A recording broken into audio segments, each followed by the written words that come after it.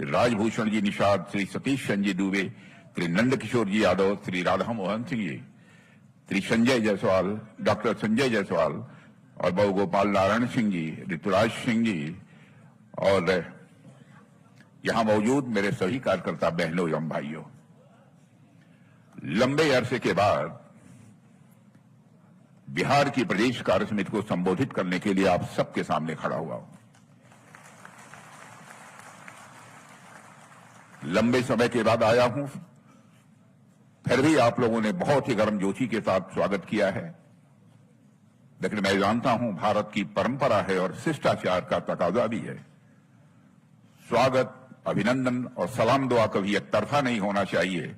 इसलिए मैं भी अपनी तरफ से शीश झुकाकर आप सभी बहनों भाइयों का हार्दिक अभिनंदन करता हूं, आपका स्वागत करता हूं।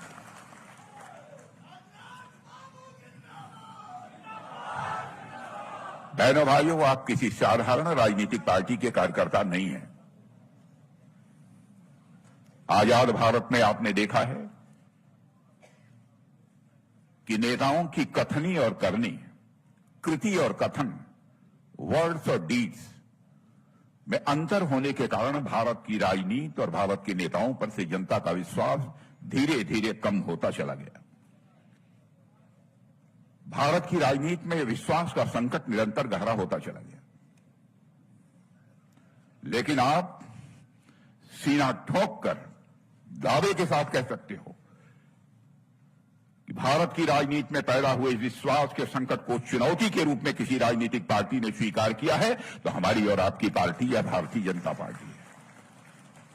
मैं दावे के साथ कहता हूं, हमने जो भी वादे चुनाव के दौरान किए अक्षरशः हर वादे को पूरा किया है। मैं प्रेस के दोस्तों से भी कहना चाहता हूं कि हमारे चुनावी घोषणा पत्र को उठाकर देख लें कि हमने जो कहा है वो किया है अथवा नहीं है। लेकिन यह तीसरा कार्यकाल हमारे प्रधानमंत्री मोदी जी का जो है उसमें अभी 4 साल शेष है, इस बात का भी ध्यान रखा जाना चाहिए। इसलिए बहनों भाइयों, यह हम सबका सौभाग्य है।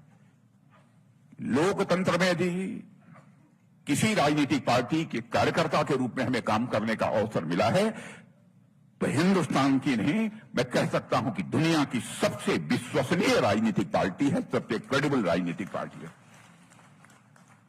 मेरे बहनों भाइयों, बिहार की धरती पर आने के कुछ दिन पहले मुझे Shanghai cooperation organisation defence ministers की बैठक में भाग लेने का अवसर प्राप्त हुआ था। वहां जो कुछ भी हुआ उसको मीडिया के माध्यम से आप सबको जानकारी निश्चित रूप से होगी। जो बात बहुत कम लोग जानते हैं कि बैठक के दौरान वहां जो मेरे साथियों बैकड्रॉप लगाया गया था उसमें इस बार नालंदा विश्वविद्यालय को सम्मिलित कराया गया था, क्योंकि भारत और चीन के बीच का जो सांस्कृतिक सेतु है वह यदि इस देश की कोई धरती है तो वह बिहार की धरती है।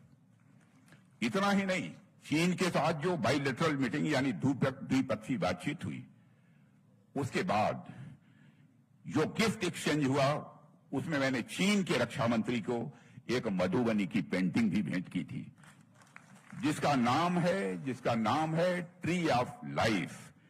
उसका भी बिहार की धरती से नाता जुड़ा हुआ है। ट्री ऑफ लाइफ बिहार ही नहीं बल्कि भारत की जीवनदायिनी शक्ति है, भारत की वह आध्यात्मिक ऊर्जा है और वह ज्ञान शक्ति का प्रतीक है। जब मैं पटना रहा था तो ट्री ऑफ लाइफ के बारे में मैं सोच रहा था और जब मैं आप लोगों के बीच में दोस्तों यहां पर मौजूद हूं तो मुझे साफ दिख रहा है कि हमारी भारतीय जनता पार्टी का जो यह संगठन है वह भी एक तरह का वृक्ष ही है जिसकी जड़ों को मजबूत करने का काम हमारे परिश्रमी और दृढ़ इच्छा शक्ति के धनी कार्यकर्ता ही करते हैं। भाजपा में हर कोई कार्यकर्ता भाव से ही काम करता है, चाहे वह किसी भी पद पर क्यों न बैठा हो।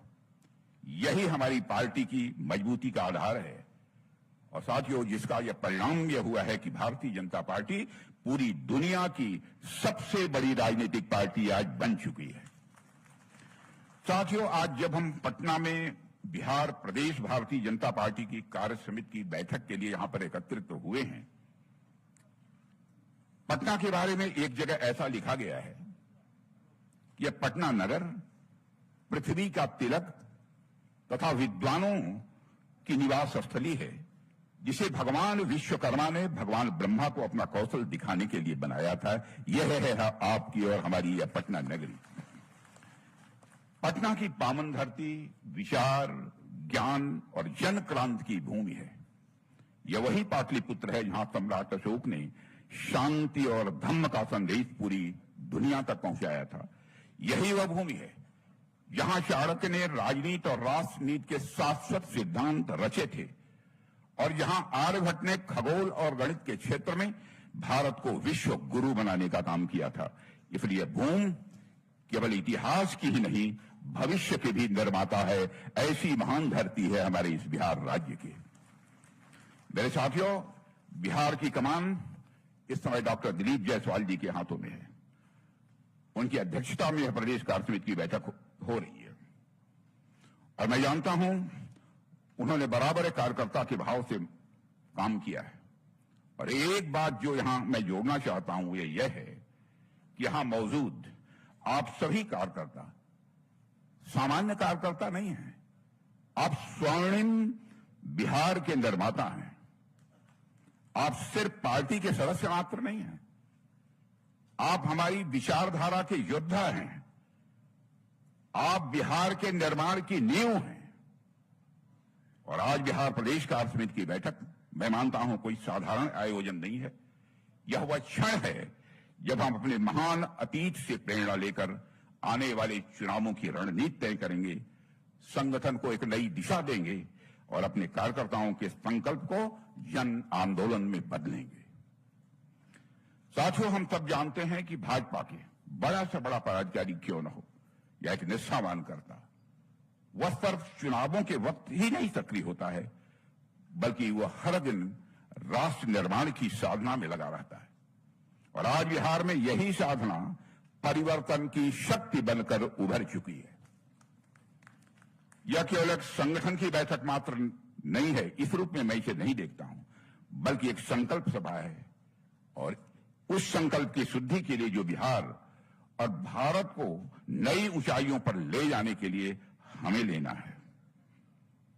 और मैं भारतीय जनता पार्टी के कार्यकर्ताओं को पिछले 40 वर्षों से बहुत नजदीक से मैं देख रहा हूं, उनके साथ काम किया है मैंने। बहनों भाइयों, कि हमारा कार्यकर्ता ऐसा है कि एक बात प्यार और मोहब्बत से बात कर लो तो अपनी पार्टी के लिए और देश के लिए अपना कलेजा निकाल कर रख देता है। ऐसा यह भारतीय जनता पार्टी का कार्यकर्ता है। दहशत पैदा करके इससे काम नहीं कराया जा सकता। इसको प्यार देकर, मोहब्बत देकर अब जो चाहिए सो करा लीजिए। प्रधानमंत्री नरेंद्र मोदी जी ने विगत 11 वर्षों में सिद्ध किया है, मेरे बहनों भाइयों, कि भारत बदल सकता है और भारत आगे बढ़ सकता है, बशर्ते नेतृत्व सुदृढ़ हो, नीयत साफ हो, नीति स्पष्ट हो और राष्ट्रहित सर्वोपरि रखा जाए। अब हमें यही विश्वास बिहार के हर निवासी के दिल तक पहुंचाना है। उसको पहुंचाने का काम यदि कोई कर सकता है तो आप जैसे भारतीय जनता पार्टी के कार्यकर्ता ही कर सकते हैं। अगर बिहार का खोया हुआ गौरव कोई शक्ति लौटा सकती है तो केवल भारतीय जनता पार्टी और एनडीए ही लौटा सकती है और कोई दूसरा नहीं लौटा सकता है। और इस दिशा में आप सभी कार्यकर्ताओं और पदाधिकारियों से मैं 5 बातें आपके सामने रखना चाहता हूं। पहला, जनता से निरंतर संवाद करें मेरे कार्यकर्ता मित्रों, लेकिन वो केवल भाषण नहीं, विश्वास का संवाद हो। जनता से जब संवाद करें तो केवल खोखले आश्वासन न दें, वही बातें उनसे बोलें जिन पर कि जनता यकीन कर सके, विश्वास कर सके। इसलिए विश्वास का संवाद जनता के साथ करना है।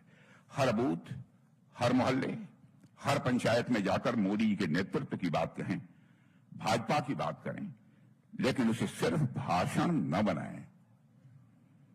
उनके कामों की सफलता की बात करें, उनसे पूछें सरकार की योजनाओं के बारे में, जैसे प्रधानमंत्री आवास योजना, आयुष्मान भारत, गरीब कल्याण अन्न योजना, से अनेक जीवन में कैसे सकारात्मक बदलाव आए हैं, यह लोगों से चर्चा करें।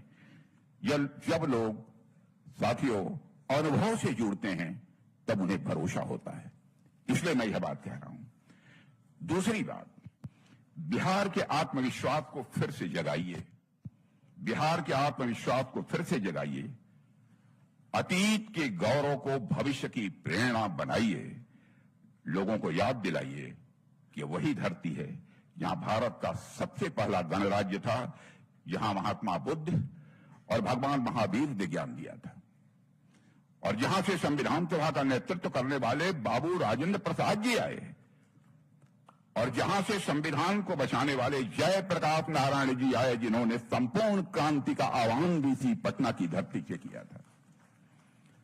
साथियों, तीसरी बात, लोगों को यह भी समझाएं कि भाजपा केवल सरकार नहीं चलाती है, समाज निर्माण करती है। दोस्तों, हम राजनीति केवल सरकार बनाने के लिए नहीं करते हैं, हम राजनीति करते हैं तो समाज बनाने के लिए राजनीति करते हैं। राजनीति यह शब्द दो शब्दों को मिलाकर बना हुआ है, राज और नीति। नीति यह संस्कृत के नए धातु से बना हुआ है, जिसका अर्थ होता है ले जाना, टू कैरी आउट। इसका अर्थ यह होता है कि ऐसा राज, ऐसा पॉलिटिकल सिस्टम जो समाज को सन्मार्ग की ओर ले जाने का काम करे, उसे ही हम राजनीति कहते हैं। लेकिन विडंबना यह रही है कि आजाद भारत में यह राजनीति शब्द अपना अर्थ भी खोता जा रहा था, अपना भाव भी खोता जा रहा था। लेकिन भारत की राजनीति में इस राजनीति शब्द के खोए हुए अर्थ और भाव को पुनः स्थापित करने का काम यदि किसी ने किया है तो हमारी और आपकी पार्टी भारतीय जनता पार्टी ने किया है। कांग्रेस और आरजेडी जैसी राजनीतिक पार्टियां केवल कुर्सी पाने की लालसा से प्रेरित हैं, लेकिन भाजपा की प्रेरणा है सिर्फ और सिर्फ राष्ट्र निर्माण। कांग्रेस और आरजेडी जैसी पार्टियों का केवल एक ही मोटिवेशन होता है, सत्ता में बने रहना। लेकिन मेरे बहनों भाइयों, केवल सत्ता में बने रहना यह हमारा मोटिवेशन नहीं है। भारत को एक महान भारत बनाना है, ऐसा भारत बनाना है जो सारे विश्व का नेतृत्व कर सके। जबकि भारतीय जनता पार्टी का उद्देश्य है कि हर नागरिक की गरिमामय जीवन सुनिश्चित होना चाहिए, और उस दृष्टि से आपने देखा हुआ कि हमारे प्रधानमंत्री जी ने कितने प्रभावी कदम उठाए हैं। बहनों भाइयों, वह कदम हमारे प्रधानमंत्री ने उठाए हैं जिसकी कभी कल्पना भी नहीं की जा सकती थी। लोग ये सोच नहीं सकते थे क्या इतना भार कोई केंद्रीय सरकार आर्थिक भार वहन कर सकती है। अब सारी योजनाओं की मैं विस्तार पूर्वक चर्चा करूंगा, लंबा समय होगा। उन्होंने ऐसी नीतियां बनाना जिसमें हर वर्ग का विकास हो। समाज का कोई वर्ग ऐसा शेष नहीं बचा है मेरे बहनों भाइयों जिस वर्ग के लिए हमारी सरकार ने काम न किया। और सभी को आत्मसम्मान के साथ जीवन जीने का अधिकार सुनिश्चित हो, यह भी हमारी सरकार ने किया है। साथियों, भारत की अर्थव्यवस्था आज विश्व की बड़ी अर्थव्यवस्था बने, इसके लिए हम सभी लोग प्रयत्नशील हैं। और आप जानते हैं, हमारे देश की अर्थव्यवस्था आज विश्व की तीसरी अर्थव्यवस्था बनने की ओर तेजी से आगे बढ़ रही है। आज हम चौथी बड़ी अर्थव्यवस्था बन चुके हैं, तीसरी बड़ी अर्थव्यवस्था बनने की ओर हम तेजी के साथ बढ़ रहे हैं। तो हमें लोगों को यह एहसास दिलाना है कि बिहार भी अब तेजी से आगे बढ़ेगा, और अब राज्य और केंद्र दोनों में एनडीए के विचार की मति और कार्य की गति होगी, और जब हमारे मिशन और विजन के साथ कार्य होगा। चौथा, हमारे कार्यकर्ताओं को मोदी मिशन का वाहक बनाइए, यह मैं आपसे निवेदन करने आया हूं। हमारी सरकार की उपलब्धियां हैं और मोदी जी की लोकप्रियता अभूतपूर्व है, लेकिन अब हमें इन उपलब्धियों की कहानी हर घर तक पहुंचाना है। हर गली तक नहीं, हर घर तक हमको पहुंचाना है। हर कार्यकर्ता को इस सरकार के 11 साल की कहानी, जो कि जन सेवा राष्ट्र निर्माण की कहानी है मेरे साथियों, उसे घर घर तक पहुंचाना होगा। और 2024 का जनादेश हमारे साथ था। अब 2025 में बिहार की जनता के सामने हमारी सरकार के काम और भाजपा के विचार को पूरी स्पष्टता से रखने का यह समय है। साथियों, पांचवी बात, विपक्ष के द्वारा अलग अलग प्रचार किए जाएंगे, झूठी अफवाहें फैलाई जाएंगी। तो विपक्ष की झूठी बातें और भ्रम फैलाने की राजनीति को तथ्यों और तथ्यों के साथ जवाब दीजिए, और जवाब दीजिए तो आत्मविश्वास के साथ जवाब दीजिए। हमें यह भावना घर घर तक पहुंचानी है कि बिहार पिछड़ा नहीं है, बल्कि बिहार को पिछड़ा बनाया गया है, इसलिए यह बिहार जो है पीछे रह गया है। साथियों, आरजेडी और कांग्रेस फिर से विभाजन की राजनीति को हवा देंगे, या मानकर चलिए, जातियों में बांटेंगे, वर्गों में लोगों को बांटेंगे। लेकिन हम विकास और विश्वास की राजनीति करते हैं, इसलिए जब विपक्ष नफरत की राजनीति की बात करे तो उसका जवाब और कुछ नहीं हो सकता, वह सेवा की राजनीति हो सकती है। उसी सेवा की राजनीति से ही उसका जवाब देना है। और जब ये बिहार को पीछे धकेलने वाली बात करें तो हम उज्जवल भविष्य का रोड मैप बताएंगे, कैसे हम बिहार को हम आगे बढ़ाएंगे। जब वो विभाजन की राजनीति करें तो हम लोगों को जोड़ने वाली बात करनी है, और जब वो बिहार के लोगों को मुद्दों से भटकाएं, हम शिक्षित बिहार की बात करें, हम लोगों को बताएं कि आत्मनिर्भर बिहार कैसे बनेगा। और मैं कह सकता हूं कि एनडीए के शासनकाल में इस बिहार में मेरे दोस्तों उल्लेखनीय प्रगति हुई है। हमारे प्रस्ताव जिन मित्रों ने रखे थे, उन्होंने आंकड़े भी आपको दिए हैं कि 2005 में प्रति व्यक्ति कितनी आमदनी थी इस बिहार की, और आज वह बढ़कर कितनी पहुंच गई है, लगभग 3.5 लाख करोड़ के आसपास पहुंच गई है। यह कोई छोटी उपलब्धि नहीं है। बजट भी, उसकी भी यहां चर्चा हुई है, जो 2004-05 में अप्रॉक्सीमेटली 23,885 करोड़ था, आज 3.7 लाख करोड़ तक पहुंच गया है। साथियों, हमें लोगों तक यह भी संदेश पहुंचाना है, कोऑपरेटिव फेडरलिज्म के साथ कार्य करते हुए केंद्र सरकार और राज्य सरकार ने हर क्षेत्र में नई ऊंचाइयां हासिल की हैं। और यदि अब आप लोगों से आप करेंगे तो लोग आपसे तर्क नहीं पूछेंगे, बल्कि आपकी बातों का वह समर्थन करेंगे। केवल आपको उनको याद दिलाना है। साथियों, इस वर्ष अप्रैल में प्रधानमंत्री मोदी जी ने राष्ट्रीय पंचायती राज दिवस के अवसर पर बिहार की मधुबनी में 13,480 करोड़ रुपए से अधिक के विकास कार्यों का शुभारंभ किया है। और पिछले महीने ही विकास की इस यात्रा को आगे बढ़ाने के लिए 5,736 करोड़ की 22 परियोजनाओं की सौगात भी उन्होंने बिहार को दी है। साथियों, आप सभी को पता है कि मखाना को जीआई टैग दिया गया है। यह कोई सामान्य उपलब्धि नहीं है। मखाना को जीआई टैग दिया गया है, और आज बिहार का मखाना सिर्फ एक पारंपरिक खाद्य पदार्थ नहीं रहा है, बल्कि अब वह सुपर फूड के रूप में वैश्विक मान्यता प्राप्त कर चुका है। सुपर फूड के रूप में एक वैश्विक मान्यता प्राप्त कर चुका है। यह सभी बिहारवासियों के लिए मैं समझता हूं एक गौरव का विषय है। साथियों, हमारी सरकार ने इस वर्ष बजट में मखाना बोर्ड के गठन की घोषणा भी की है। मखाना रिसर्च सेंटर को राष्ट्रीय दर्जा भी प्राप्त हो गया है, यह मुझे बताया गया है, जिससे इसमें वैज्ञानिक शोध और साथ ही साथ इनोवेशन, जो नवाचार कहते हैं, नवाचार को स्वाभाविक रूप से और बढ़ावा मिलेगा। अब हमारा मखाना दोस्तों केवल भारत तक ही सीमित नहीं रहेगा, भारत की बाजारों तक ही सीमित नहीं रहेगा, बल्कि अंतर्राष्ट्रीय बाजारों तक पहुंचेगा, और दुनिया में बिहार की एक अलग पहचान हमारा ये मखाना भी बनाएगा। साथियों, बिहार की प्रगति से ही देश की प्रगति होगी। हमारी सरकार ने वर्ष 2047 तक भारत को विकसित राष्ट्र बनाने का संकल्प लिया है। मेरा विश्वास है कि विकसित भारत का मार्ग प्रशस्त यदि होगा तो विकसित बिहार से ही वह मार्ग प्रशस्त होगा। और साथियों, प्रधानमंत्री जी के मार्गदर्शन और मजबूत नेतृत्व में तथा हमारे बिहार के मुख्यमंत्री श्री नीतीश कुमार जी के कुशल नेतृत्व में हम सभी को विकसित भारत और विकसित बिहार के संकल्प की सिद्धि को प्राप्त करना है। इसके लिए पूरी ताकत हम लोगों को लगानी पड़ेगी।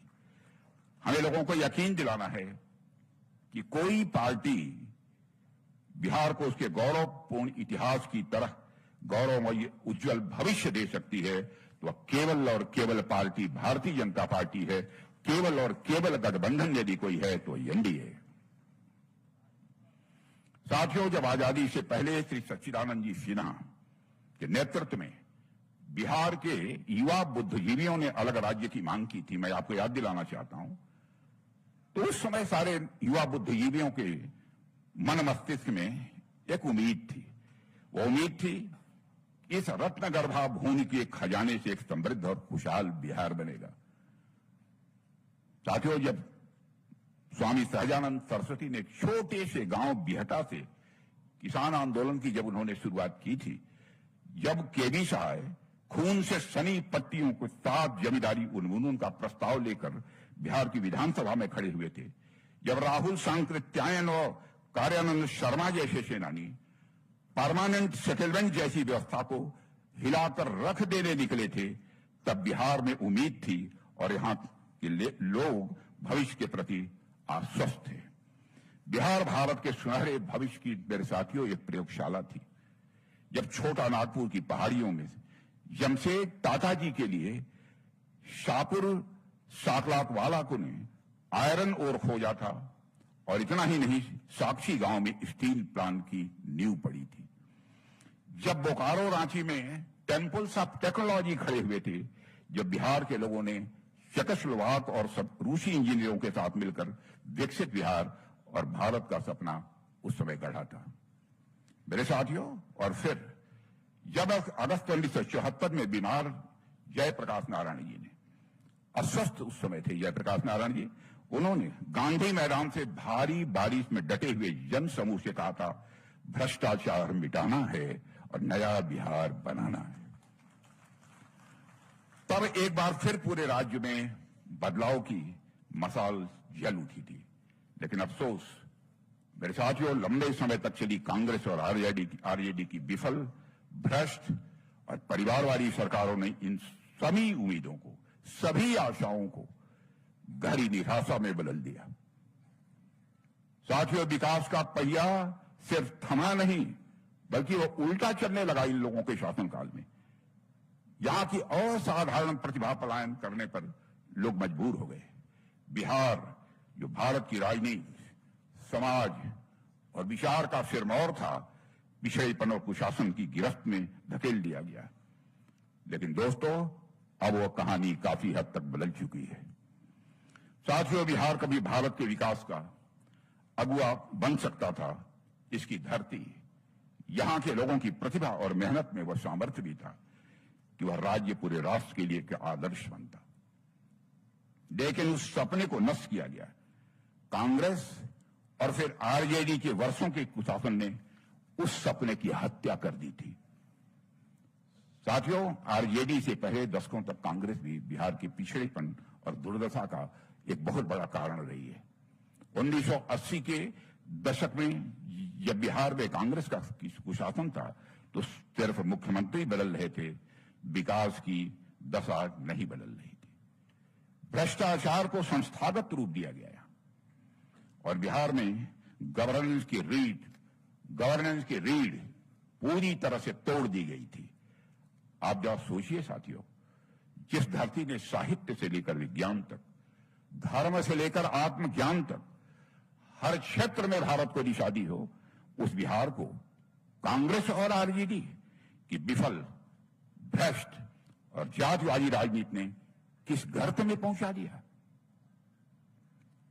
साथियों, यह वही बिहार है जिसने बुद्ध को जन्म दिया, आर्यभट्ट को दुनिया को दिया, चाणक्य नीति दी, नालंदा और विक्रमशिला जैसे विश्वविख्यात विद्यालय दिए। यही वह बिहार है। लेकिन कांग्रेस की सरकारों ने भी असफलता की कहानियां उसकी कितनी है उस विस्तार में नहीं जाना चाहता। लेकिन जब कांग्रेस सत्ता से बाहर हुई तो बागडोर किसके हाथों में आई थी? आरजेडी के हाथों में आ गई। उन्होंने बिहार को बेहतर करने की कितनी कस्में बिहार की जनता से खाई थी, यह बताने की आवश्यकता नहीं है। लेकिन बद से बदतर करने में उसे इन्होंने कोई कसर नहीं छोड़ी है। अब बिहार की जनता भी इसे समझने लगी है। आरजेडी कांग्रेस राज के दौरान अपराध, जातिवाद और जंगल राज ने साथियों, बिहार को ऐसे अंधेरे में धकेला जहां से बाहर निकलने का रास्ता आज तक यह बिहार ढूंढ रहा है, लेकिन हमारी सरकार इस अंधेरे से निकलने के लिए पूरी ताकत से आज काम कर रही है और काफी हद तक इस अंधेरे से हमारा बिहार निकल चुका है। साथियों, आज ये एनडीए का संकल्प केवल सत्ता प्राप्ति नहीं, मैं मानता हूं उस ऐतिहासिक अन्याय का प्रतिकार है जिस बिहार ने दशकों तक झेला है। और अब समय आ गया है कि बिहार अपने अतीत से सीखे और उस उम्मीद से फिर से जिए जिसका वो सचमुच में हकदार है, और बिहार के लोग विकास और सुशासन का वो भागीदार बने। इसलिए साथियों, पिछले 2 दशकों में भाजपा और मुख्यमंत्री श्री नीतीश कुमार जी के नेतृत्व में बिहार ने अभूतपूर्व प्रगति की है। पुरानी जंगल राज की छवि को बिहार ने काफी हद तक तोड़ दिया है और जो भी सकारात्मक बदलाव बिहार में हुए हैं वह स्पष्ट रूप से अब लोगों को दिखाई दे रहे हैं। मैं याद दिलाना चाहता हूं, सन 2013 में नोबेल पुरस्कार विजेता अर्थशास्त्री जोसेफ स्टिग्लिट्ज जब नालंदा के किसानों से मिले थे तो उन्होंने कहा था कि बिहार के जैविक किसान वैज्ञानिकों से भी बेहतर हैं और उनकी खेती की पद्धतियों को दुनिया भर में दोहराया जाना चाहिए, यह उन्होंने कहा था। यानी जिस बिहार को कभी बिल्कुल बर्बाद हो गया था, यह कहा जाता था, अब वह नवाचार और आत्मनिर्भरता की बिहार अब मिसाल बन चुका है, जिसका एहसास उनको भी हुआ। द इकोनॉमिस्ट पत्रिका दुनिया की एक मानी जानी पत्रिका है जिसने एक समय बिहार को इंडियाज आर्मपिट कहा था।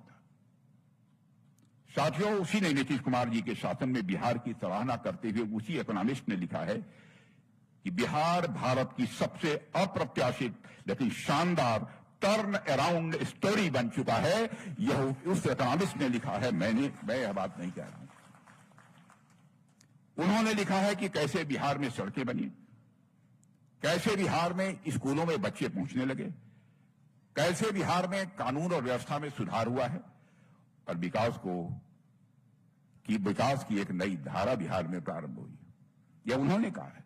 यही अंतर दिखता है साथियों, जब नेतृत्व मजबूत हो, नीयत साफ हो और शासन में ईमानदारी हो। मैं दावे के साथ कह सकता हूं कि हमारे चाहे बिहार के मुख्यमंत्री हों, चाहे हमारे उप मुख्यमंत्री हों, चाहे हमारे मंत्री हों, कोई मां का लाल उंगली उठाकर नहीं कह सकता कि उनके दामन पर कोई भ्रष्टाचार की दाग लगी हुई। इसलिए मेरा पूरा विश्वास है कि वही बिहार जिसे दुनिया कभी हिकारत से देखती थी, आज वह प्रेरणा बन सकता है और बन रहा है। साथियों, लालू जी कहते थे कि उन्होंने बिहार को स्वर्ग नहीं स्वर दिया है। याद होगा आपको, उन्होंने कहा स्वर्ग नहीं स्वर्ग दिया है। लेकिन वह साथियों, यह सच है कि उन्होंने बिहार को न स्वर्ग दिया, न स्वर दिया और न बिहार को स्वाभिमान दिया। बस दिया यदि लालू जी ने तो डर दिया, भ्रष्टाचार दिया और दबंगों का राज दिया। जिस दौर में शिक्षा की जगह जाति का कार्ड चलता था, नौकरी की जगह टिकट और ठेका मचता था, उस दौर को क्या स्वर्ग कहेंगे आप? साथियों, स्वर्ग तो तब आता है जब हर वर्ग, हर तबका बोले, लेकिन लालू जी के राज में बोलने का हक बस कुछ बाहुबलियों और उनके दरबारी अफसरों का ही था और कोई बोलने की हिम्मत नहीं कर सकता था। गरीब, पिछड़ा, दलित सबकी आवाज को कुचलकर सत्ता को अपनी संपत्ति बना दिया गया। उस समय को याद कीजिए जब किडनैपिंग केस में सेटलमेंट किसी सरकारी घर में हुआ करते थे। अब नाम नहीं लेना चाहता, किसी सरकारी आवास में हुआ करते थे। साथियों, मतलब जंगल राज में सत्ता में बैठे लोग सिर्फ चारा ही नहीं खाते थे, हफ्ता भी खाते थे। और आज जो आरजेडी या कांग्रेस की टीम वापस लौटने का ख्याली सपना देख रही है, साथियों, ये वही लोग हैं जिन्होंने बिहार को बंजर किया है। यह मैं आपको याद दिलाना चाहता हूं। लेकिन मैं मानता हूं कि बिहार की जनता अब जाग चुकी है। बिहार की जनता राजनीतिक दृष्टि से अब काफी जागरूक है। इसलिए अभी यहां जातिवाद नहीं चलेगा, तो बिहार में केवल विकासवाद चलेगा। इस बार चुनाव सिर्फ विकास पर होगा और जवाब मिलेगा उन सभी को जो बिहार को फिर से अंधेरे में धकेलना चाहते हैं। साथियों, बिहार की इस माटी ने एक ऐसे सपूत को जन्म दिया, बिहार की इस माटी ने एक ऐसे सपूत को जन्म दिया जिसने राजनीति को सत्ता का साधन नहीं, समाज सेवा का माध्यम बनाया। वह शख्सियत थी जननायक कर्पूरी ठाकुर। उन्होंने पिछड़ों, अति पिछड़ों और वंचितों को उनकी हिस्सेदारी देने के लिए जो कर्पूरी फार्मूला दिया, वह सिर्फ आरक्षण का गणित मात्र नहीं था, वह सामाजिक न्याय का एक पूरा दर्शन था मेरे साथियों। और मैंने भी उत्तर प्रदेश में मुख्यमंत्री रहते हुए उसका अनुसरण किया था। साथियों, आज जब प्रधानमंत्री मोदी जी कहते हैं सबका साथ, सबका विकास, सबका विश्वास, तो वो उसी दर्शन का विस्तार है जिस दर्शन को जननायक कर्पूरी ठाकुर ने दिया था। साथियों, हमारी सरकार ने सामाजिक न्याय को बढ़ावा देने के लिए जाति जनगणना की अनुमति दे दी है। मोदी जी ने राष्ट्रीय पिछड़ा वर्ग आयोग को संवैधानिक मान्यता दिलाई है। यही तो है कर्पूरी ठाकुर की विरासत को आगे ले जाना। कर्पूरी ठाकुर की विरासत को यदि आगे कोई ले जा सकता है तो केवल और केवल भारतीय जनता पार्टी और एनडीए ही ले जा सकते हैं मेरे बहनों भाइयों, और कोई दूसरा नहीं ले जा सकता। और साथियों, कितना बड़ा राजनीतिक और नैतिक विरोधाभास है कि लालू प्रसाद जी यादव, जो हर मंच पर कर्पूरी ठाकुर जी को अपना गुरु कहते हैं, उनके विचारों, उनकी सादगी और उनके सिद्धांतों की सबसे अधिक उपेक्षा यदि किसी ने की है तो उनकी सरकार ने ही की है। कर्पूरी जी ने जिन मूल्यों को, समाजवाद, ईमानदारी और अंतिम व्यक्ति तक न्याय के लिए अपना जीवन खपा दिया, उन्हीं मूल्यों का लालू यादव जी के शासन में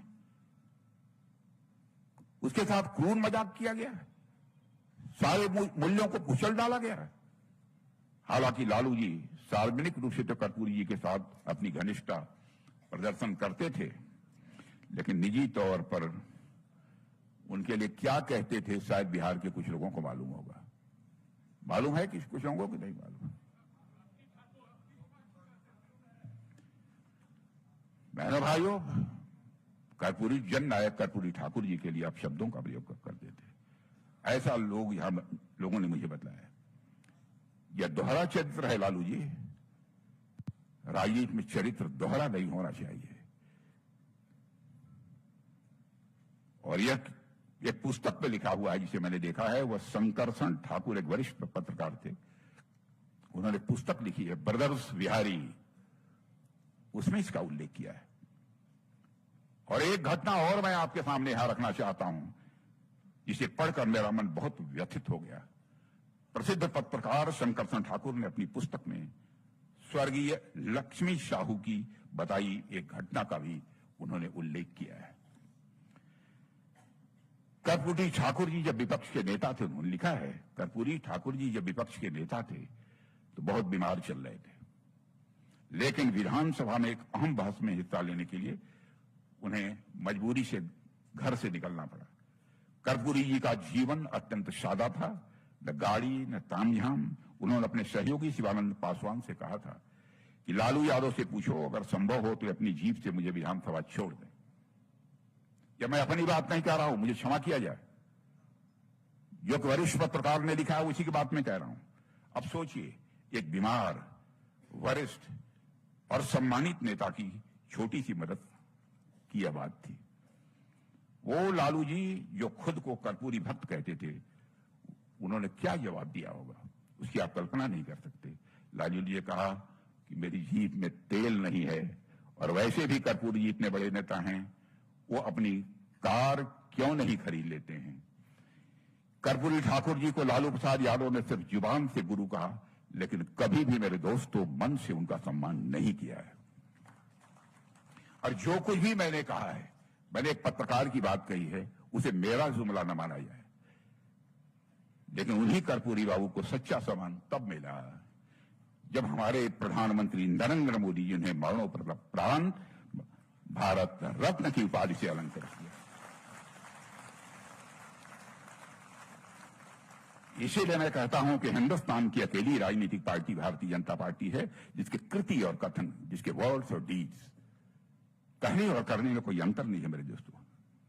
और मैं मानता हूं कि यह भारत रत्न यह एक सिर्फ पुरस्कार नहीं था, यह एक राजनीतिक और नैतिक घोषणा थी कि जो लोग सच्चे समाजवादी थे, जो वंचितों की आवाज थे, जो सत्ता में रहकर भी सादा जीवन जीते थे, वे ही असल में भारत के रत्न हैं। इसीलिए उन्हें भारत रत्न दिया गया। साथियों, लालू जी के मुख्यमंत्री रहते समय कर्पूरी जी की विरासत और मूल्य दोनों को हाशिए पर डाल दिया गया। विरासत और मूल्यों को दोनों को हाशिए पर डाल दिया गया। यहां तक कि न तो उनका कोई स्मृति स्थल बनाया गया, न तो उनके नाम पर कोई ठोस योजना, उनके नाम पर न कोई विचारधारा का प्रचार, कुछ नहीं किया गया। सिर्फ हमारे प्रधानमंत्री मोदी जी ने न सिर्फ कर्पूरी जी का नाम नई पीढ़ी को फिर से याद दिलाया है, बल्कि उनकी जीवन शैली और सिद्धांतों को 21वीं सदी की राजनीति का आदर्श बनाया है। साथियों, महापुरुषों का अपमान करना कुछ दलों की आदत बन चुकी है। सम्मान देना तो दूर, उन्हें अपनी राजनीति की चौखट पर बिछा देना ही यह उनकी शैली बन चुकी है। साथियों, हाल ही में देश के अंतर आत्मा को झकझोर देने वाला एक दृश्य वायरल हुआ था, शायद आपने भी देखा होगा, जिसमें लालू यादव जी के जन्मदिन समारोह में बाबा साहब भीमराव अंबेडकर की तस्वीर लालू जी के पैरों के पास रखी गई थी। सोचिए साथियों,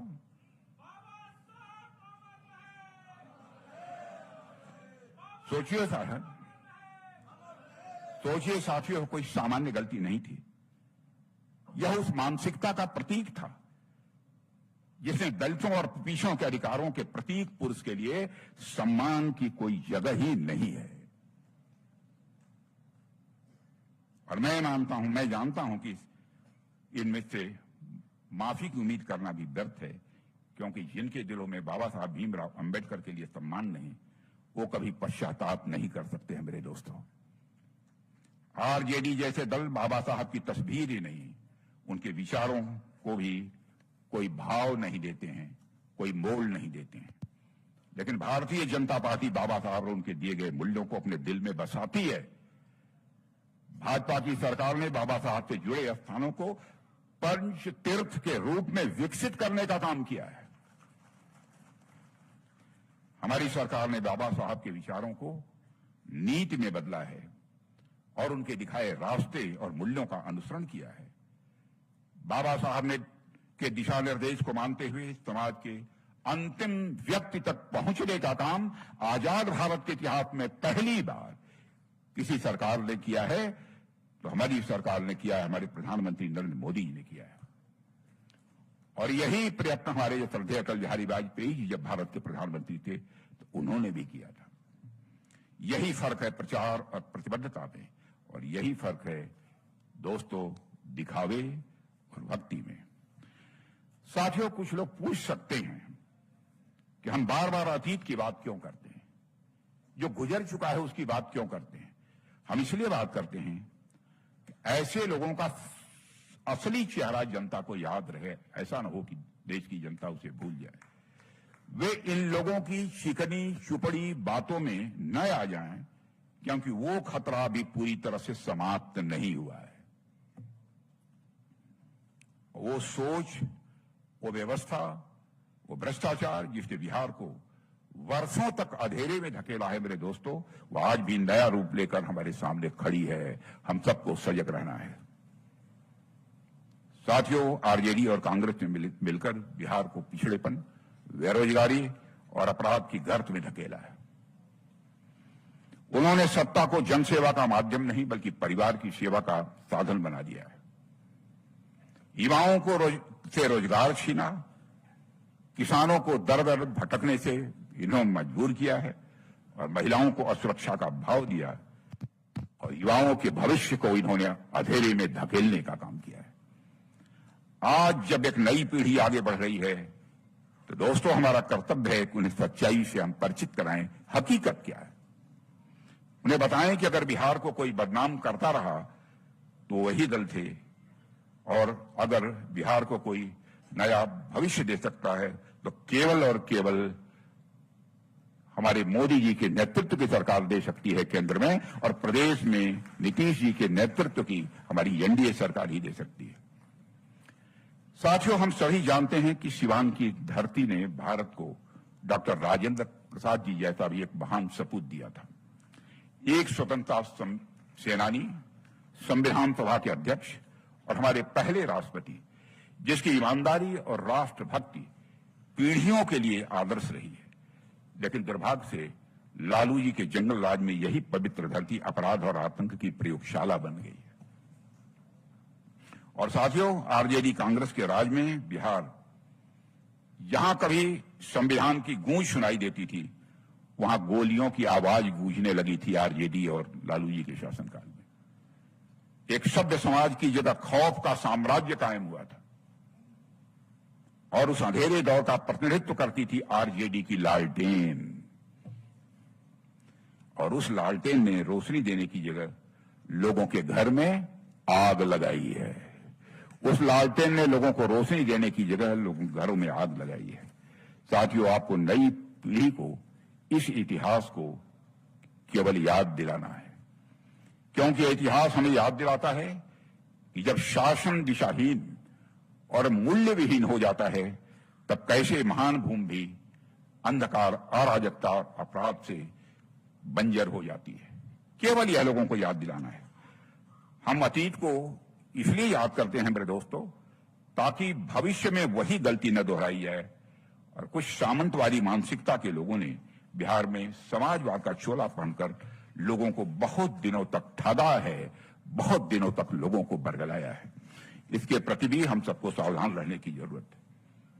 और दोस्तों, जिन लोगों ने जनता को बेवकूफ बनाया, जनता को मरने के लिए छोड़ दिया, जनता को समाजवाद का जुमला बस दिया, और इसलिए जरूरी है कि हर कार्यकर्ता, आप जैसा हर कार्यकर्ता, हर जनप्रतिनिधि, हर मतदाता को यह बार बार बताया जाए कि जिन्होंने बिहार को बर्बाद किया उन्हें दोबारा मौका देना सिर्फ अतीत की त्रासदी को दोहराना होगा, यह भी जनता को बतलाना चाहिए। और साथियों, नालंदा विश्वविद्यालय से कभी चीन के महान विद्वान वैनशांग ने दुनिया का अद्वितीय ज्ञानपीठ बताया था। नालंदा विश्वविद्यालय को उन्होंने लिखा था कि नालंदा के हजारों आचार्य अद्वितीय प्रतिभा और बुद्धिमत्ता के धनी हैं। वही नालंदा सदियों तक खंडहरों में पड़ा रहा, कोई किसी ने उसकी सुध नहीं ली। एक समय था जब पूरी दुनिया भारत के इस ज्ञान के मंदिर की ओर देखती थी। पूरी दुनिया इस ज्ञान के मंदिर नालंदा विश्वविद्यालय की ओर देखती थी। एक समय ऐसा भी आया जब वो इतिहास के पन्नों तक ही वो सीमित रह गया नालंदा विश्वविद्यालय। लेकिन आज प्रधानमंत्री नरेंद्र मोदी जी के नेतृत्व में नालंदा को फिर से नई पहचान, एक नई ऊर्जा और एक नया जीवन मिला है। बहनों भाइयों, यह भी पढ़े लिखे लोगों को और बिहार के स्वाभिमानी लोगों को इस बात की जानकारी देनी चाहिए। और मैं मानता हूं कि यह सिर्फ एक विश्वविद्यालय का पुनरुद्धार नहीं है, यह केवल एक विश्वविद्यालय का पुनरुद्धार नहीं है, यह भारत की ज्ञान परंपरा का, मेरे दोस्तों, यह पुनर्जागरण का प्रतीक है। सिर्फ ईंट पत्थर से बनी बिल्डिंग का पुनर्निर्माण यह नहीं है जो हमारी सरकार ने किया है। यह भारत की ज्ञान परंपरा को फिर से विश्व मंच पर स्थापित करने का यह हम सारे लोगों का संकल्प है। आप सभी को पता होगा कि जगत जननी मां जानकी की जन्मस्थली पुलौरा धाम, जिसकी चर्चा हमारे कई मित्रों ने की है, सम्राट जी ने भी की है, हमारे गिरिराज जी ने भी की है, हमारे नित्यानंद जी ने भी की है और हमारे अध्यक्ष ने भी की है। यह पुलौरा धाम सीतामढ़ी को समग्र रूप से विकसित किए जाने के भव्य मंदिर सहित अन्य संरचनाओं की डिजाइन मेरी जानकारी है कि वह तैयार हो गया है मेरे बहनों भाइयों, जिसे नीतीश कुमार जी ने कुछ ही दिन पहले साझा किया है। यह मुझे जानकारी दी गई है। और साथियों, आप सबको यह भी पता ही होगा कि यहां भी अयोध्या के भगवान श्री राम मंदिर की तर्ज पर एक विशाल और भव्य मंदिर का निर्माण किया जाएगा। उसी तर्ज पर साथ साथ अन्य धार्मिक और सांस्कृतिक रचनाओं का भी विकास किया जाएगा, जिससे यह स्थल एक आध्यात्मिक पर्यटन का केंद्र भी बन सके। इसी नीति को हम कहते हैं विकास भी और विरासत भी, जिसे बार बार हमारे प्रधानमंत्री जी दोहराते हैं। साथियों, पूरे भारत ही नहीं बल्कि विश्व भर में प्रधानमंत्री मोदी जी के 11 वर्षों के नेतृत्व को ऐतिहासिक युगांतकारी परिवर्तन के रूप में मान्यता मिली है। बहनों भाइयों, विदेशों में आप पहले भी गए होंगे, आपके परिवार के लोग गए होंगे, आपके राज्य के लोग गए होंगे। आपने देखा होगा कि भारत से जाने वाले लोगों को दुनिया के दूसरे देशों में किस नजरों से देखा जाता था, लेकिन आज सारी दुनिया का नजरिया भारत के बारे में बन चुका है। अंतर्राष्ट्रीय जगत में भारत का कद बढ़ा है। पहले अंतर्राष्ट्रीय मंचों पर भारत कुछ बोलता था तो दुनिया भारत की बातों को गंभीरतापूर्वक नहीं सुनती थी, लेकिन आज अंतर्राष्ट्रीय मंचों पर भारत कुछ बोलता है तो दुनिया कान खोलकर सुनती है कि भारत बोल क्या रहा है। यह भारत की हैसियत बनी है। साथियों, यह 11 वर्ष सुशासन के साथ साथ एक प्रगतिशील विचार, एक विकासपरक दृष्टि और राष्ट्र के प्रति समर्पण के प्रतीक रहे हैं, जिसने भारत की दशकों पुरानी जड़ता को तोड़ा है और इसे विकास, आत्मनिर्भरता और वैश्विक नेतृत्व की मार्ग की ओर भी अग्रसर किया है। साथियों, प्रधानमंत्री जी ने प्रधान सेवक का पद संभालते ही, आपको याद होगा कि उन्होंने प्रधानमंत्री पद की शपथ ली थी, उस समय कहा मैं प्रधानमंत्री ने मैं प्रधान सेवक हूं। प्रधान सेवक का यह पद संभालते ही देश को एक नई दिशा दी है। कांग्रेस की वर्षों तक चली दिशाहीन और वोट बैंक आधारित राजनीति को की जगह प्रधानमंत्री मोदी जी ने एक दीर्घकालिक रोड मैप और संरचनात्मक सुधारों को भी उन्हें प्राथमिकता दी है। जनधन योजना, digital India, make in India, आत्मनिर्भर भारत जैसी योजनाओं ने न केवल नीतिगत परिवर्तन नहीं किया है, बल्कि करोड़ों भारतीयों के जीवन में सकारात्मक रूप से बदलाव भी लाया है। और मित्रों, आपको जानकर प्रसन्नता होगी, सारे विश्व में यूपीआई ट्रांजैक्शन सर्वाधिक यदि कहीं पर होता है तो हमारे और आपके देश इस भारत में होता है। मेरे बहनों, हमारी सरकार ने समावेशी विकास का एक उत्कृष्ट मॉडल तैयार किया है, जिसके 4 प्रमुख स्तंभ गरीब, युवा, महिला और किसान हैं। हमारे विकास का मॉडल जाति, पंथ, मजहब पर आधारित नहीं है। हमारे विकास का मॉडल इंसाफ और इंसानियत पर आधारित है, जस्टिस और ह्यूमैनिटी के ऊपर आधारित है। साथियों, प्रधानमंत्री किसान योजना, मुद्रा योजना, स्टार्टअप इंडिया, नारी शक्ति बंधन अधिनियम, राष्ट्रीय शिक्षा नीति जैसे कदमों ने इन चारों स्तंभों को न केवल सशक्त किया है, बल्कि उन्हें विकास प्रक्रिया का एक निर्णायक भागीदार भी बनाया है। आज महिलाएं अर्थव्यवस्था की मुख्य धारा में, आज महिलाएं अर्थव्यवस्था की मुख्य धारा में। यह कोई खोखली बात नहीं कर रहा हूं। किसान अन्नदाता से ऊर्जादाता भी बन रहे हैं। मैं यह दावा नहीं करना चाहता कि सभी बन गए, लेकिन यह सिलसिला भारत में प्रारंभ हुआ है और साथ ही वह युवा भारत के भविष्य को भी आकार दे रहे हैं।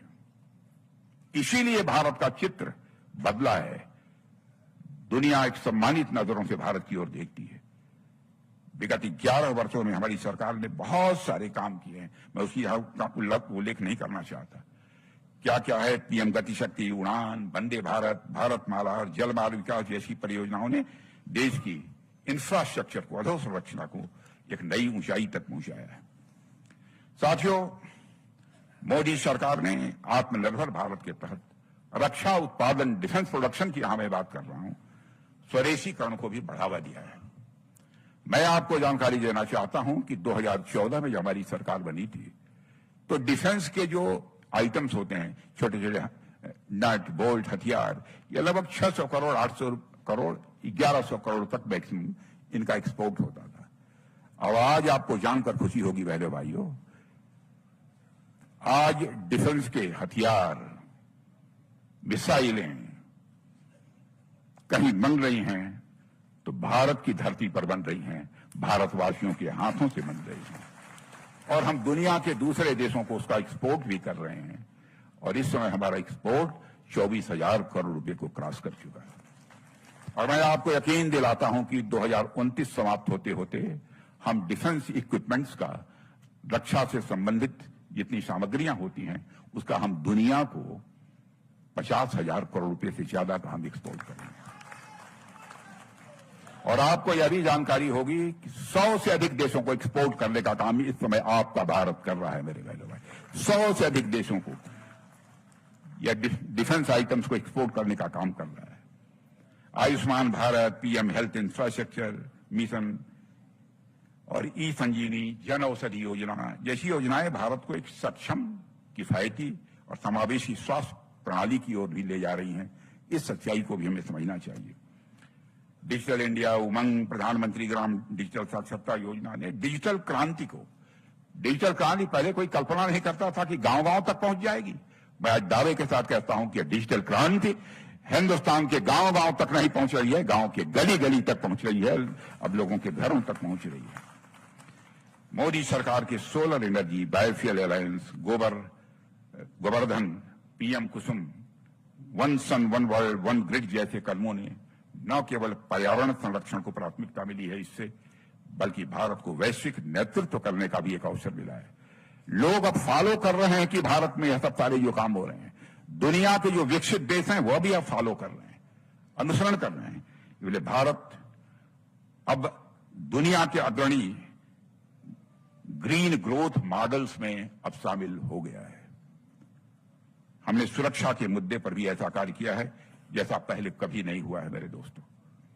मैंने सुरक्षा के मोर्चे पर, मुद्दे पर ऐसा काम किया है जो आज तक भारत में कभी नहीं किया है, नहीं हुआ है। सर्जिकल स्ट्राइक और आतंकवाद पर निर्णायक कार्रवाई ने देश की सुरक्षा को एक नई धार दे दी है मेरे बहनों भाइयों।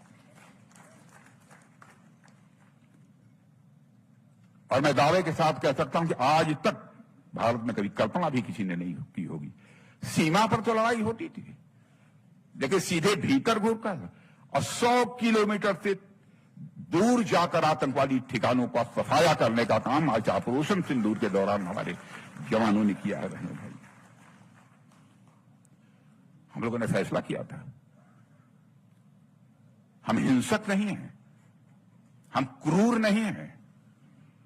हम लोगों ने फैसला किया था, जिन मोहि मारा तिन मोहि मारे। जिसने हमको मारा हमने उन्हीं को मारा है। इसलिए हमने किसी भी सिविलियन इस्टेब्लिशमेंट पर, किसी नागरिकों का, आम जनता का जो कोई केंद्र था, स्थान था, वहां पर आक्रमण नहीं किया। और न तो उनके सैन्य मिलिट्री जो इस्टेब्लिशमेंट थे उस पर भी हम लोगों ने आक्रमण नहीं किया। साथियों, अब हमारी नीति है, आतंकवादी जहां भी हैं हम उन्हें समाप्त करने से रंच मात्र भी हिचकेंगे नहीं। साथ ही आतंकवाद को प्रायोजित करने वाली सरकार और आतंकवाद के मास्टर माइंड के बीच का अंतर किए बिना हम उसका मुंहतोड़ जवाब देंगे। साथियों, प्रधानमंत्री जी के नेतृत्व में भारत 2047 तक विकसित भारत बनने के लक्ष्य की दिशा में तेजी से आगे बढ़ चुका है। 0 poverty, 100% education and health care, skill and employment, women participation, महिलाओं की भागीदारी, ग्लोबल फूड हब जैसे लक्ष्य केवल नीतिगत घोषणाएं नहीं बल्कि एक राष्ट्र के संकल्प की मेरे दोस्तों घोषणा है। और इन संकल्पों की प्राप्ति के लिए बिहार का विकसित राज्य बनना आवश्यक है। और हमारे राजनीतिक जीवन का जो अनुभव है उस आधार पर मैं कहना चाहता हूं, सामान्यतः बढ़ चढ़कर मैं कभी बातें नहीं करता हूं, उस आधार पर मैं कहना चाहता हूं हमारा बिहार विकसित राज्य बनकर रहेगा, दुनिया की कोई ताकत नहीं रोक सकती। लेकिन हमारा जो यह संकल्प है, इस संकल्प को हम भारतीय जनता पार्टी के कार्यकर्ताओं को जन जन तक पहुंचाना है। साथियों, साल 2025 में देश में भारतीय संविधान का अमृत महोत्सव मनाया जा रहा है। एक नई बहस देश में छिड़ गई है कि भारतीय संविधान की प्रस्तावना में से सोशलिज्म और सेकुलरिज्म शब्द को हटा देना चाहिए, क्योंकि इन्हें आपातकाल के दौरान जबरदस्ती शामिल किया गया था। यह बहस इस देश में कई बार छिड़ चुकी है, इसके पहले भी हो चुकी है, मगर इस बार आरजेडी को लोग इसे बाबा साहब का अपमान बता रहे हैं। तरस आती है। अब आरजेडी के लोग इसे बाबा साहब का अपमान बता रहे हैं। अरे भाई, बाबा साहब भीमराव अंबेडकर का यह अपमान कैसे हो गया? सच्चाई यह है कि दोनों शब्द बाबा साहब के लिखे और डॉक्टर राजेंद्र प्रसाद की अध्यक्षता वाली संविधान सभा द्वारा पारित संविधान का हिस्सा कभी नहीं थे। भारत एक ऐसा देश है जहां की संस्कृति में ही सर्वधर्म संभाव का, मेरे दोस्तों, भाव है। सभी धर्मों के प्रति हम समान का भाव रखते हैं। और मैं आपसे भी कहना चाहता हूं, जहां तक मेरा प्रश्न है, पार्टी का प्रश्न है, हम जाति, पंथ और मजहब, धर्म के आधार पर कोई भेदभाव करने वाले नहीं हैं। हम इंसाफ और इंसानियत की राजनीति करने वाले लोग हैं। यह हमारा भारत है जिसने केवल भारत की सीमा में रहने वाले लोगों को ही नहीं, बल्कि पूरे विश्व को संदेश देने वाला पहला देश इस धरती पर भी कोई है तो भारत है, जिसने वसुधैव कुटुंबकम का संदेश दिया है। The whole world is a family. भारतीय संस्कृति स्वभाव से ही पंथ निरपेक्ष रही है। स्वभाव से ही भारतीय संस्कृति पंथ निरपेक्ष रही है, सेकुलर रही है। यह तो वह धरती है यहां पर हर किसी को अपनी बात का प्रचार करने की छूट रही है। यह भारत ही है जहां पारसी समाज को खुले मन से स्वीकार किया गया है, मेरे बहनों भाइयों। और वे सबसे पहले गुजरात के सूरत पहुंचे थे और आज वे भारत के कई नगरों में सैकड़ों वर्षों से रह रहे हैं। साथियों, केवल भारत का ही नहीं बल्कि दुनिया के सबसे पुराने चर्चों में से एक आज भी केरल में मौजूद है। पुराने चर्चों में भी एक चर्च केरल में मौजूद है। अगर मैं इस्लाम की बात करूं तो पूरी दुनिया में केवल भारत में ही इस्लाम के 72 फिरके पाए जाते हैं। दुनिया के किसी देश में इस्लाम के 72 फिरके नहीं पाए जाते। यह हमारे देश की सहिष्णुता और पंथ निरपेक्षता, सेकुलर कैरेक्टर का यह जीता जागता उदाहरण है। साथियों, पूरे विश्व में अगर कहीं माइनॉरिटीज, पूरे विश्व में यदि माइनॉरिटीज कहीं सर्वाधिक सुरक्षित हैं तो हमारा और आपका देश वो भारत है, यहां सर्वाधिक सुरक्षित है। हमारे पड़ोसी देशों की हालत देखिए। पाकिस्तान में माइनॉरिटी कम्युनिटी की बुरी हालत कर रखी, चाहे वो हिंदू हो चाहे ईसाई हो। माइनॉरिटी को छोड़िए, वहां तो शिया, सुन्नी, अहमदिया को लेकर भी आए दिन फसाद हुआ करते हैं। बांग्लादेश की भी परिस्थिति काफी खराब होती जा रही है, खराब हो चुकी है। वहां हिंदू समुदाय के साथ जो कुछ भी हो रहा है वह किसी भी सभ्य समाज के माथे पर एक कलंक से कम नहीं है, मेरे दोस्तों। साथियों, पड़ोसी देशों में माइनॉरिटी कम्युनिटी पर ढाए जा रहे जुल्म को देखकर हमारी सरकार ने ये सिटीजनशिप अमेंडमेंट एक्ट पारित किया, जिसका विरोध उन राजनीतिक दलों ने सबसे ज्यादा किया जो दिन रात माइनॉरिटीज के लिए घड़ियाली आंसू बहाते रहते हैं। उन लोगों ने विरोध किया। क्या दुनिया के दूसरे देशों में माइनॉरिटी हमारे पाकिस्तान में है, बांग्लादेश में है, अफगानिस्तान में है? यदि हम वहां रहने वाले अल्पसंख्यक हिंदू हो, सिख हो, ईसाई हो, तो उनके ऊपर कोई जुल्म ढाया जा रहा है, क्या भारत को उनको नागरिकता नहीं देनी चाहिए? यह नागरिकता हमारी सरकार ने दी है। और बहनों भाइयों, पूरे देश को बराबर इन लोगों ने गुमराह करने की कोशिश की है। इन तथाकथित सेकुलर लोगों ने यह कोशिश की है। पूरे विश्व में साथियों, भारतीय जनता पार्टी एक ऐसी अकेली पार्टी है जिसने पड़ोसी देशों में माइनॉरिटीज पर होने वाले जुल्म को खत्म करने के लिए नागरिकता कानून में संशोधन किया। न केवल वकालत की बल्कि सरकार बनते ही उस पर काम भी प्रारंभ किया और उसके बाद में पारित भी कर दिया। इसे कहते हैं सच्चा सेकुलरिज्म, इसे कहते हैं सच्चा पंथ निरपेक्ष। मैं सेकुलरिज्म के नकली पैरोकारों से मैं पूछना चाहता हूं कि जब साल 1976 में आपातकाल के दौरान संविधान के 42वें संशोधन के माध्यम से सेकुलर शब्द जोड़ा गया, तो क्यों इन शब्दों को जम्मू और कश्मीर के संविधान में नहीं जोड़ा गया? क्या जम्मू एवं कश्मीर को सेकुलर नहीं होना चाहिए था? लेकिन उसमें नहीं जोड़ा गया। यहां पर कश्मीरी पंडितों को मजहब के आधार पर टारगेट किया जा रहा था। और साथियों, हमने भारतीय संविधान की धारा 370 को समाप्त किया है और तब जाकर जम्मू कश्मीर में वास्तव में जम्मू कश्मीर यह सेकुलर हो पाया है। साथियों, भारतीय संविधान का एक लिविंग डॉक्यूमेंट, जीवंत डॉक्यूमेंट है। भारतीय संविधान एक हमारा जीवंत एक दस्तावेज है। उस पर स्वस्थ तरीके से बहस का चलना लोकतंत्र की ताकत की निशानी है। मैं ऐसा मानता हूं, मगर जनता को संविधान के नाम पर गुमराह करने की जो कोशिश एक बार फिर कांग्रेस और आरजेडी के लोग करना चाहते हैं, उसमें वे इस बार कामयाब नहीं होंगे। और इस देश में सेकुलरिज्म को सबसे अधिक खतरा यदि किसी से है तो इन छद्म सेकुलर वादियों से है। मेरे बहनों भाइयों, इसके प्रति भी हम सबको सजग रहना चाहिए। साथियों, इस बार लोकसभा चुनाव में हमारे देश के सामने सेकुलर सिविल कोड को लागू करने का संकल्प व्यक्त किया है। भाजपा के संकल्प पत्र के निर्माण समिति का भी मैं अध्यक्ष रहा हूं दोनों बार। मैं तो यही कहूंगा कि मोदी जी जो कहते हैं वही करते हैं। जो कहा है अक्षरशः उसे पूरा किया है। और साथियों, यह काम भी वो जरूर करेंगे जो लोग भी सेकुलरिज्म को सही मायनों में मानते हैं। उन्हें सेकुलर सिविल कोड के निर्माण में अपना समर्थन देना चाहिए, यह भी मैं अपील करना चाहता हूं। साथियों, गांधी जी ने किसी भी कार्य को करने का एक यंत्र दिया है। गांधी जी ने किसी कार्य को करने का एक हमें यंत्र दिया है। उन्होंने कहा है कि सबसे गरीब और सबसे कमजोर आदमी तुमने देखा हो, सदैव उसकी शक्ल याद करो और अपने दिल से पूछो कि जो कदम तुम उठाने का विचार कर रहे हो उस आदमी के लिए कितना उपयोगी होगा। आज मैं आप सभी को एक यंत्र देना चाहता हूं कि जब यहां से आप बाहर जाओ तो सिर्फ चुनाव प्रचार के लिए नहीं, कार्य करना है। कार्य क्या करना है? बिहार के उस बच्चे के लिए जिसके पिता को अपना प्रदेश छोड़ना पड़ा था।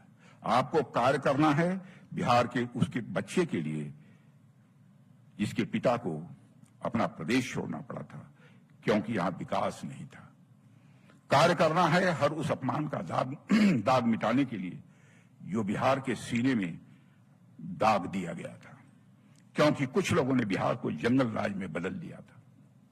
कार्य करना है हर सम्मान के लिए जिसका बिहार हकदार है।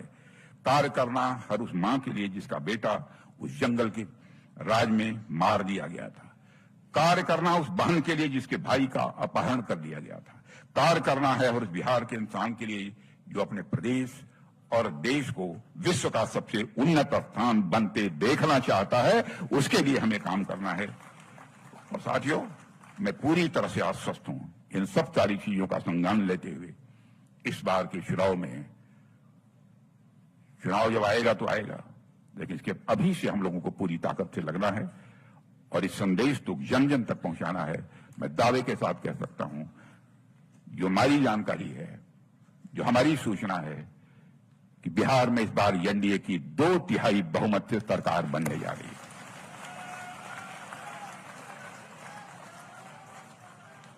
और मैं बिहार की जनता को यह भी विश्वास दिलाकर जाना चाहता हूं, जो कुछ भी कहा है 5 वर्षों के अंदर इसलिए अक्षरशः पालन करेंगे।